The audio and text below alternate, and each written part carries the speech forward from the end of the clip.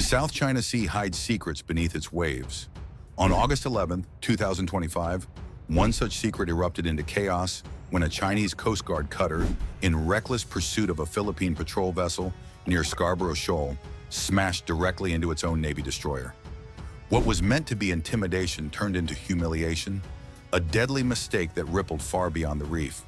The incident exposed cracks in Beijing's gray zone tactics, raising alarms across the region and in Washington. Could such a mistake spark a larger clash if it involved a U.S. warship bound by the 1951 Defense Pact with Manila? Just 2 days later, China flexed again, claiming to have driven off an American destroyer from these contested waters. What happens next could change the game in this volatile sea. On August 11, 2025, a routine mission near Scarborough Shoal spiraled into high-stakes drama as the Philippine Coast Guard ship BRP Suluan faced relentless pursuit from Chinese Coast Guard cutter CCG 3104. The Suluan, tasked with escorting 2 small civilian boats loaded with rice, fuel, and supplies for Filipino fishermen, sailed steadily through contested waters. Suddenly, the CCG 3104, a 1,500-ton vessel repurposed from a retired Type 056 Corvette, surged ahead at 20 knots, engines roaring as it closed the gap. Its crew unleashed torrents from industrial-grade water cannons, streams slamming into the Suluan's bridge with brutal force. Windows rattled, metal bent, and sailors struggled to hold their footing, one nearly thrown overboard by the impact. What began as a humanitarian escort had become a gauntlet of intimidation. This aggressive chase, captured in gripping footage, exposed the dangers of China's tactics in the South China Sea, where simple aid runs now risk lives and global stability. But what unfolded next suggested that this clash was more than a local standoff. By sending both a Coast Guard cutter and a Type 05 2D destroyer into the same contested waters, Beijing blurred the line between law enforcement and military power. The CCG 3104's aggressive chase was not simply about deterring a single Philippine patrol. It was a probe, a calculated move to test the limits of Manila's treaty with Washington. Under the 1951 Mutual Defense Pact, any armed attack on Philippine forces obligates the United States to respond, raising the stakes far beyond a regional quarrel. China's decision to operate in tandem, civilian facade in the front, naval firepower in the shadows, sent a deliberate signal. It was willing to push boundaries, both geographic and diplomatic, to gauge America's threshold for action. Analysts saw less an accident than a carefully staged provocation, an experiment in brinkmanship designed to measure hesitation. For the Philippines, the message was intimidation. For the United States, it was a test of credibility in the Indo-Pacific. That gamble came into sharper focus only 2 days later, when the U.S. Navy sent warships near the same shoal. In response, Washington acted swiftly but deliberately. Just 48 hours after the Scarborough collision, the U.S. Navy dispatched 2 Arleigh Burke-class destroyers, the USS Higgins and USS Cincinnati, into the contested shoal. Their mission was clear, a freedom of navigation operation slicing within 12 nautical miles of the reef to challenge Beijing's sweeping claims. Radar screens in Beijing lit up instantly. Planned warships closed in to shadow the Americans, while overhead 2 J-16 fighters screamed past, locking radar for a tense heartbeat before peeling away.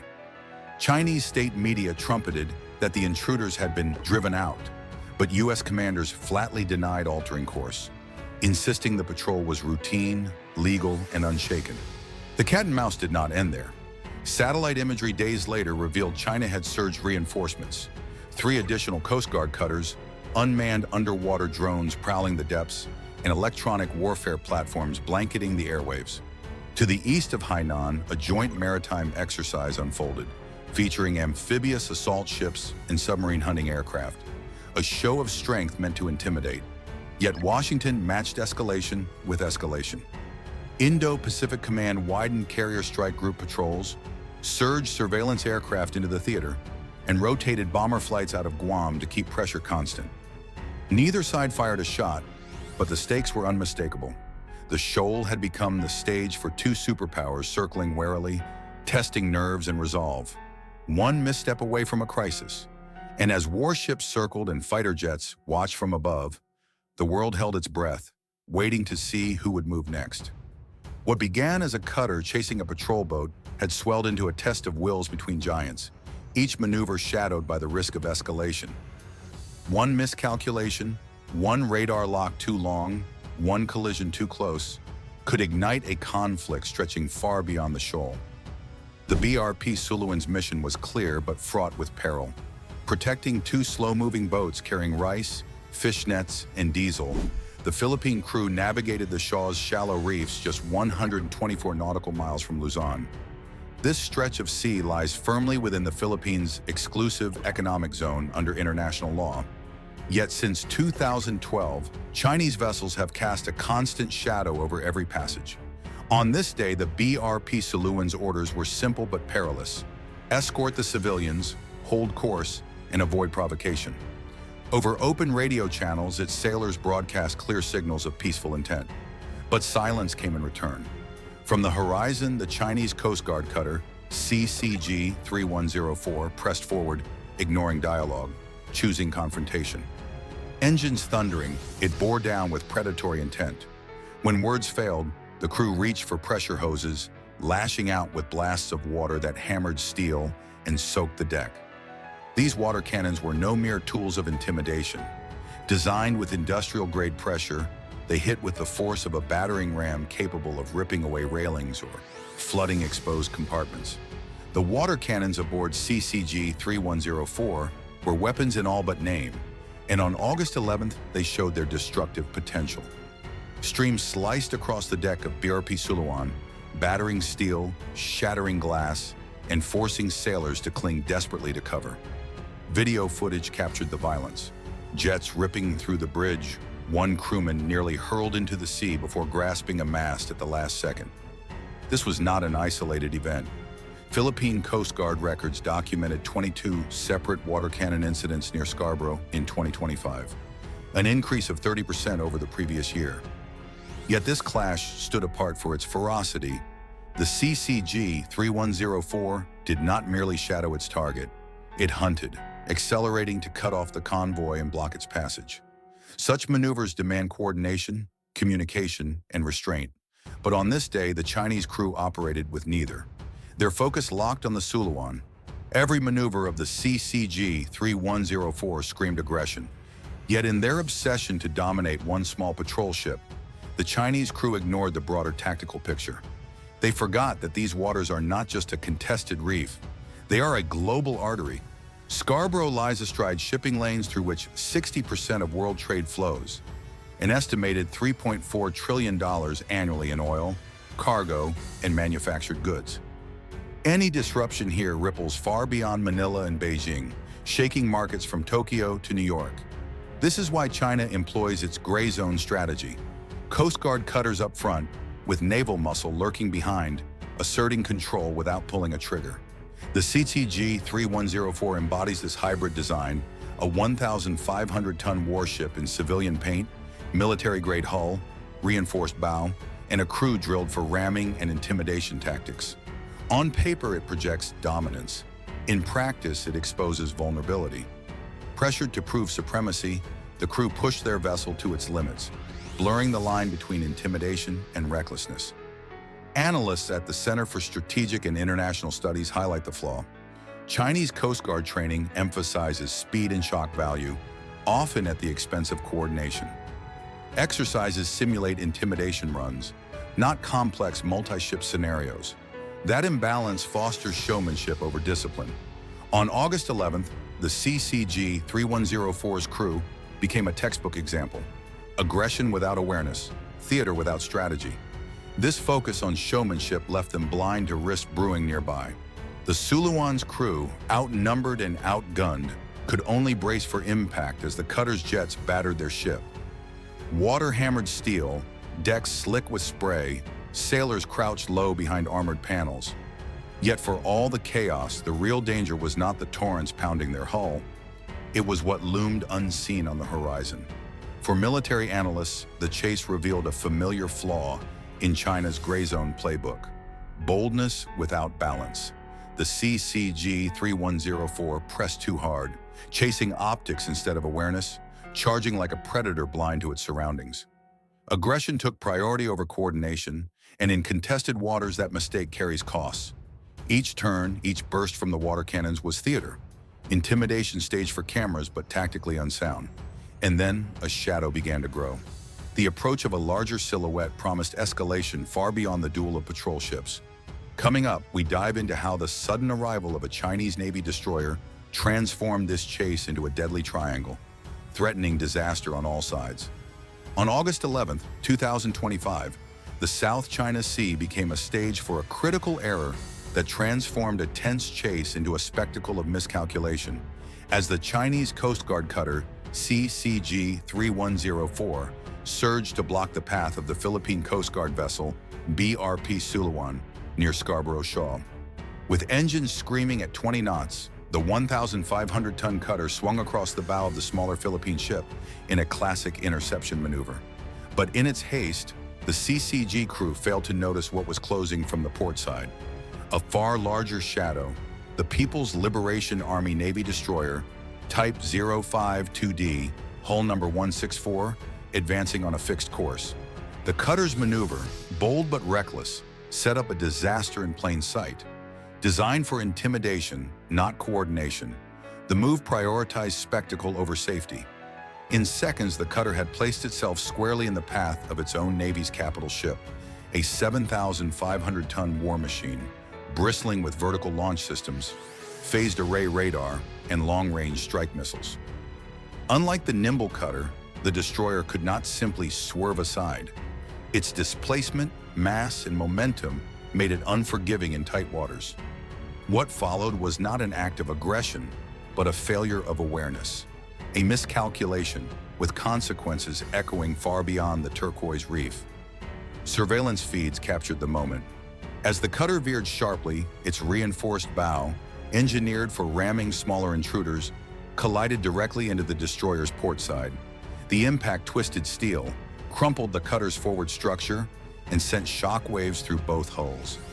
Sailors were thrown off their feet, alarms blared across decks, and for a heartbeat the entire theater froze. A vessel meant to project dominance had instead humiliated itself before the eyes of its own Navy, its adversaries, and the watching world. Analysts wasted no time drawing parallels. Over the past 5 years, at least 10 incidents involving Chinese Coast Guard or planned vessels had been documented, where poor coordination or overlapping patrols produced dangerous near misses. Many traced the cause to a fragmented command structure and a culture that prioritized aggressive optics over operational discipline. "It is about the show, not the seamanship," remarked a Singapore-based naval strategist.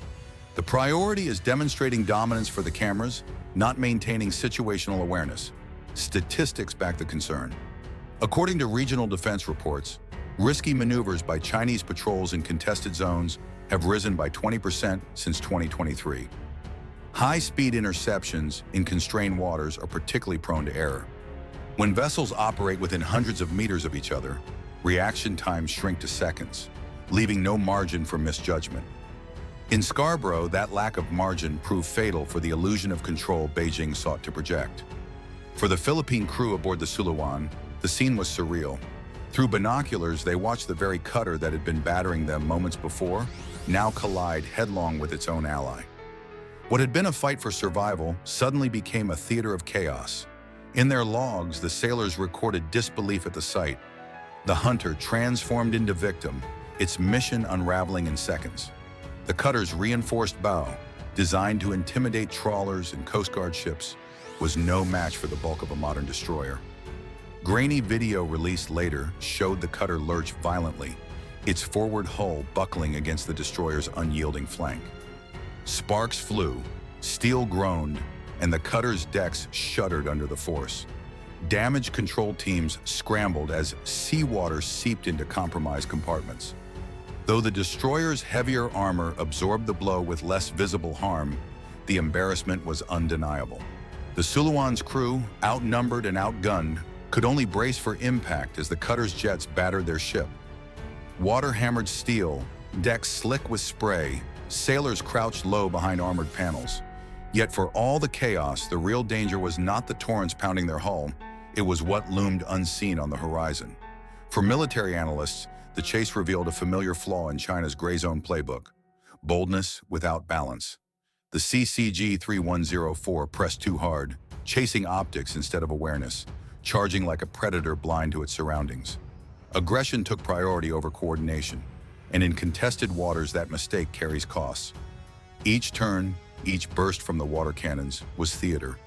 Intimidation staged for cameras, but tactically unsound. And then, a shadow began to grow. The approach of a larger silhouette promised escalation far beyond the duel of patrol ships. Coming up, we dive into how the sudden arrival of a Chinese Navy destroyer transformed this chase into a deadly triangle, threatening disaster on all sides.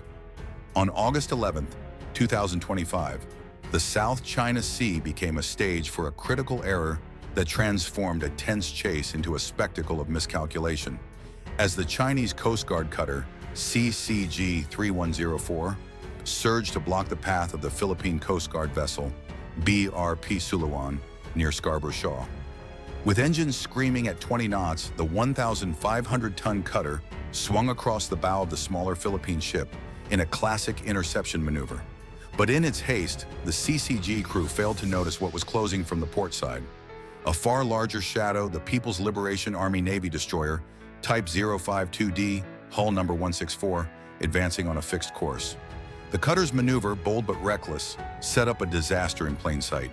Designed for intimidation, not coordination, the move prioritized spectacle over safety. In seconds, the cutter had placed itself squarely in the path of its own Navy's capital ship, a 7,500-ton war machine bristling with vertical launch systems, phased array radar, and long-range strike missiles. Unlike the nimble cutter, the destroyer could not simply swerve aside. Its displacement, mass, and momentum made it unforgiving in tight waters. What followed was not an act of aggression, but a failure of awareness, a miscalculation with consequences echoing far beyond the turquoise reef. Surveillance feeds captured the moment. As the cutter veered sharply, its reinforced bow, engineered for ramming smaller intruders, collided directly into the destroyer's port side.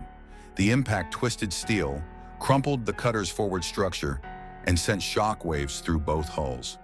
Sailors were thrown off their feet, alarms blared across decks, and for a heartbeat the entire theater froze. A vessel meant to project dominance had instead humiliated itself before the eyes of its own Navy, its adversaries, and the watching world. Analysts wasted no time drawing parallels. Over the past 5 years, at least 10 incidents involving Chinese Coast Guard or planned vessels had been documented where poor coordination or overlapping patrols produced dangerous near misses. Many trace the cause to a fragmented command structure and a culture that prioritized aggressive optics over operational discipline. "It is about the show, not the seamanship," remarked a Singapore-based naval strategist. "The priority is demonstrating dominance for the cameras, not maintaining situational awareness." Statistics back the concern. According to regional defense reports, risky maneuvers by Chinese patrols in contested zones have risen by 20% since 2023. High-speed interceptions in constrained waters are particularly prone to error. When vessels operate within hundreds of meters of each other, reaction times shrink to seconds, leaving no margin for misjudgment. In Scarborough, that lack of margin proved fatal for the illusion of control Beijing sought to project. For the Philippine crew aboard the Suluan, the scene was surreal. Through binoculars, they watched the very cutter that had been battering them moments before now collide headlong with its own ally. What had been a fight for survival suddenly became a theater of chaos. In their logs, the sailors recorded disbelief at the sight. The hunter transformed into victim, its mission unraveling in seconds. The cutter's reinforced bow, designed to intimidate trawlers and Coast Guard ships, was no match for the bulk of a modern destroyer. Grainy video released later showed the cutter lurch violently, its forward hull buckling against the destroyer's unyielding flank. Sparks flew, steel groaned, and the cutter's decks shuddered under the force. Damage control teams scrambled as seawater seeped into compromised compartments. Though the destroyer's heavier armor absorbed the blow with less visible harm, the embarrassment was undeniable. Beyond the spectacle of twisted steel, The collision exposed a deeper weakness in China's maritime strategy. Its layered presence doctrine relies on Coast Guard cutters as the vanguard, supported by naval warships in the background. The illusion depends on synchronization. Cutters intimidate, warships deter. On August 11th, that synchronization collapsed. Pressured to deliver a show of dominance, the cutter's captain had lost sight of coordination, transforming what should have been a routine intimidation run into a self-inflicted wound. Defense journals noted a worrying pattern. China's rapid fleet expansion, over 130 modern Coast Guard vessels launched in the last decade, has outpaced training for complex multi-ship operations. The emphasis is on numbers and presence, not on seamanship. Quantity is not capability, observed one retired U.S. admiral. When you flood contested waters with ships but fail to train them to operate together, you increase the risk of fratricide. This risk is not theoretical. Reports from maritime think tanks suggest that incidents involving high-speed maneuvers in disputed waters have increased by 25% in recent years. These are not isolated accidents, but symptoms of systemic flaws. A doctrine that prizes intimidation over coordination, commanders pressured for spectacle, and crews drilled to harass rather than cooperate. The Scarborough collision simply revealed those flaws in the harshest possible light. For military enthusiasts dissecting the event, the tactical error is textbook. An interception maneuver requires precision timing, communication across channels, and awareness of all vessels in the battle space. Executed correctly, it cuts off an adversary without collision.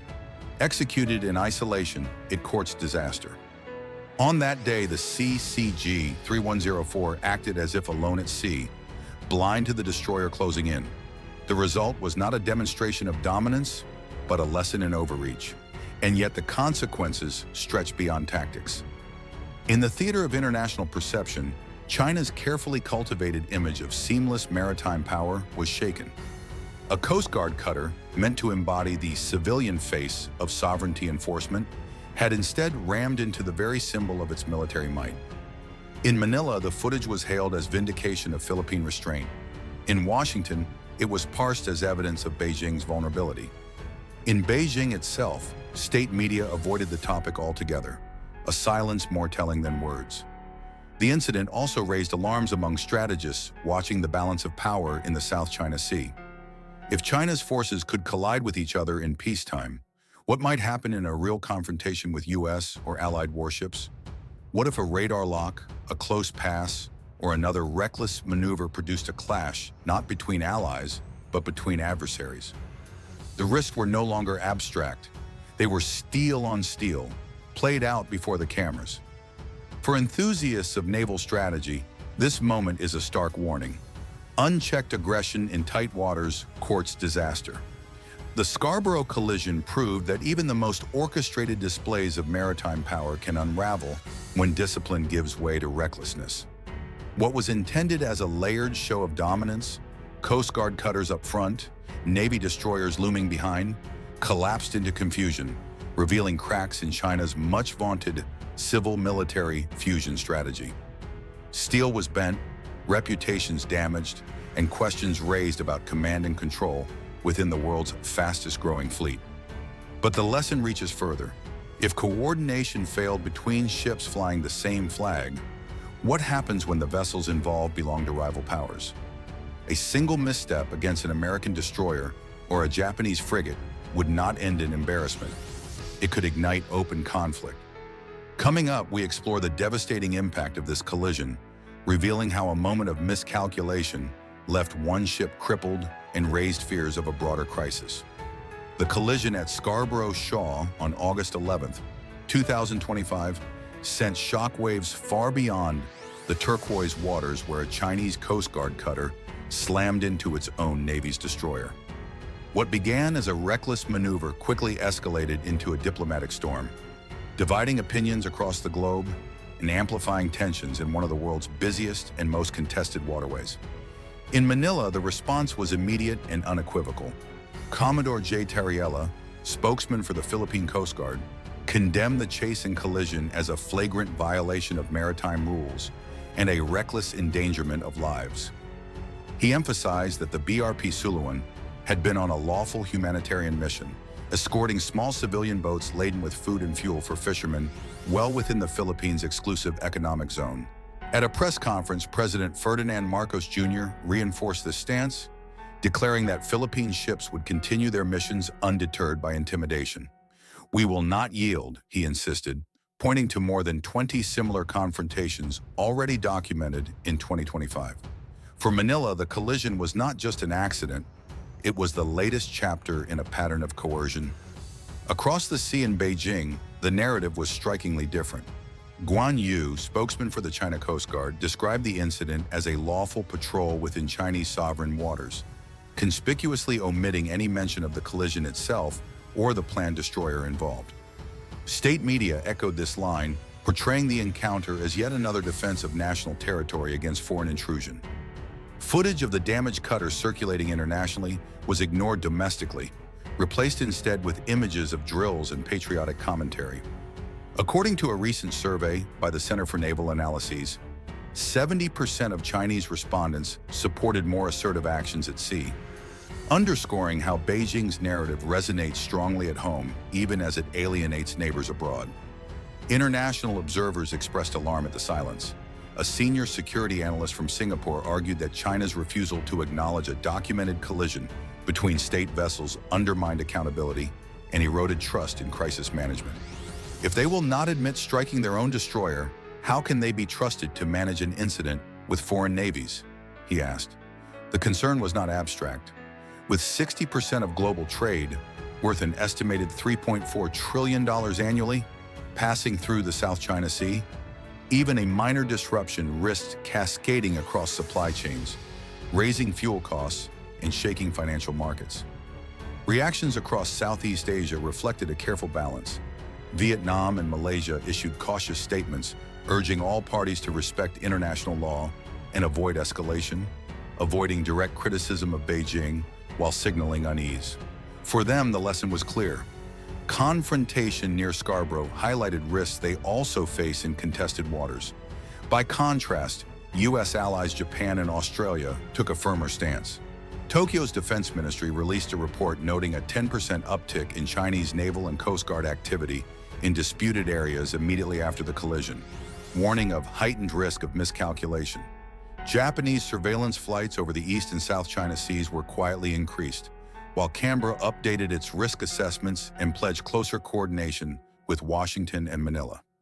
Both nations framed the Scarborough incident as proof that China's coercive tactics threaten not only regional stability, but also global trade routes. In Washington, the tone was measured but resolute. The State Department urged de-escalation and adherence to international norms. But the Pentagon underscored that the U.S. Navy had conducted a freedom of navigation operation just days later on August 13, sending USS Higgins within 12 nautical miles of Scarborough. The patrol, U.S. officials stressed, was routine, but its timing left no doubt. It was a signal of commitment under the 1951 Mutual Defense Treaty with the Philippines, which obligates Washington to act if Manila's forces come under armed attack. Defense analysts predicted that U.S. naval presence in the South China Sea would increase by roughly 12% in 2025, a direct response to China's growing assertiveness. The incident also drew attention from the business community. Shipping firms, wary after years of harassment reports, began recalculating risk premiums for transiting the South China Sea. Industry estimates suggested that prolonged instability could raise shipping costs by up to 15%, adding billions of dollars to global trade expenses. Insurance companies quietly signaled similar concerns, factoring in the possibility of further clashes. The diplomatic fallout highlighted two competing narratives. Manila released footage of the chase and offered aid, positioning itself as a responsible actor defending international norms. Beijing denied, deflected, and reframed the event as a routine patrol, betting that silence would preserve its domestic image, even as it strained external trust. For Europe, this divergence was telling. A recent EU maritime report noted that 80% of Chinese incidents at sea since 2020 followed this same pattern of denial, complicating any attempt to build cooperative frameworks. Ultimately, the Scarborough collision underscored more than just a clash of ships.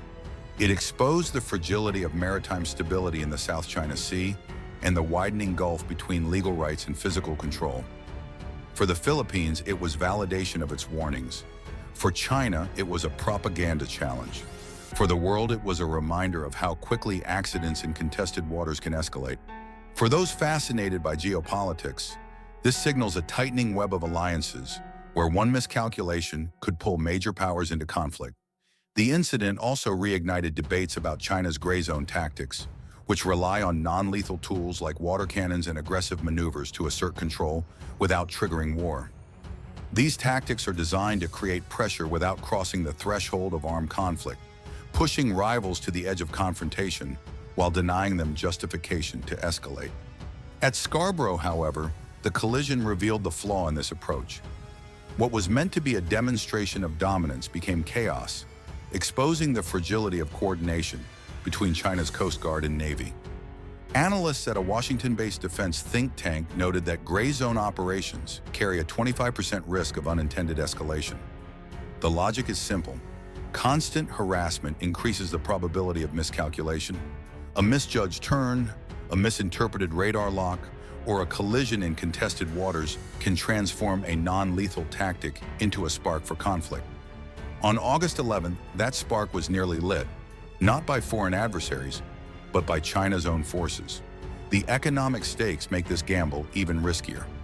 According to the U.S. Energy Information Administration, roughly 30% of the world's seaborne oil trade passes through the South China Sea. Add to that nearly 60% of global container traffic, and the region becomes nothing less than the beating heart of global commerce. A single clash that disrupts traffic, even briefly, could drive up fuel prices, choke supply chains, and ripple through manufacturing hubs from Shenzhen to Los Angeles. Shipping companies have already begun recalculating risk premiums, wary of the mounting incidents.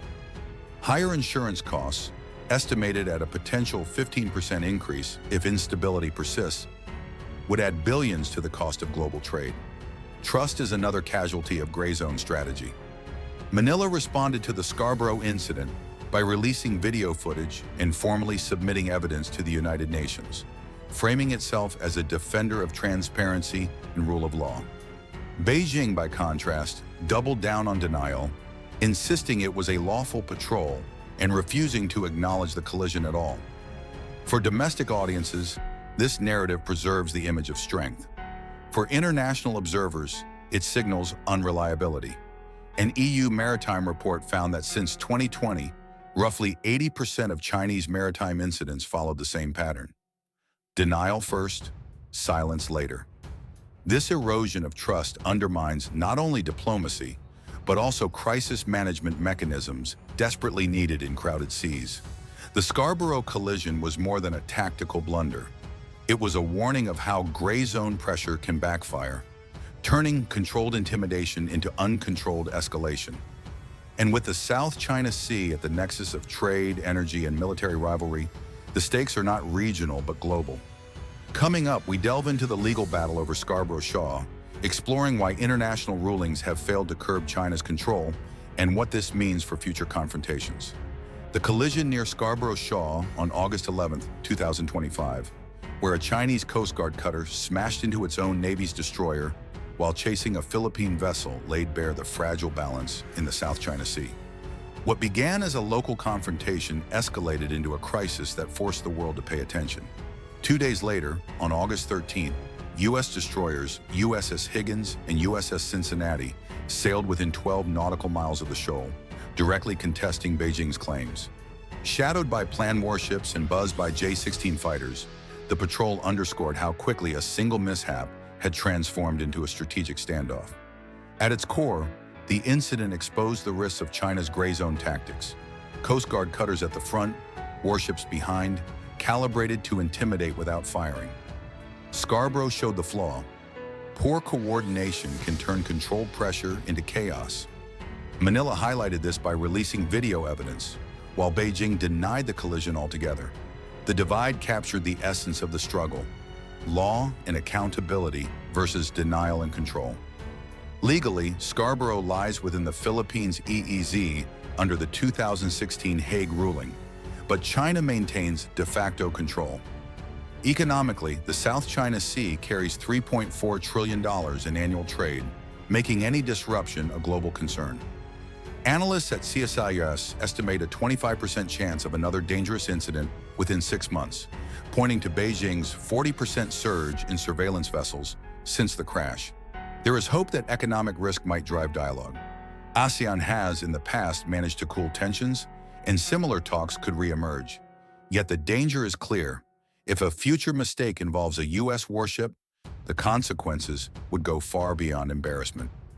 Under the 1951 Mutual Defense Treaty, Washington would be compelled to act, raising the stakes to the level of open conflict. Coming up, we explore how these incidents fit into the broader strategic puzzle, predicting what lies ahead for the South China Sea's delicate balance.